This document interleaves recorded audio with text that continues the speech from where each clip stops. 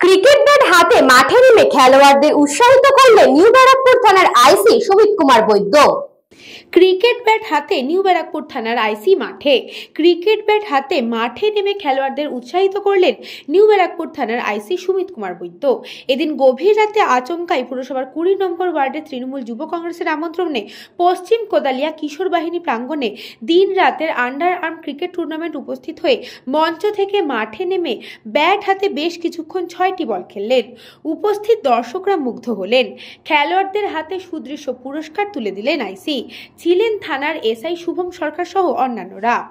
আমাদের বাঙালি প্রাণের খেলা ফুটবল, কিন্তু যে থেকে সৌরভ গাঙ্গুলি ক্রিকেটে পদার্পণ করে সেই মহারাজার রাজত্বে আমরা সবাই ক্রিকেটের রাজা হয়ে যাই। সেই ক্রিকেট এখন বাংলার অলিতে গলিতে।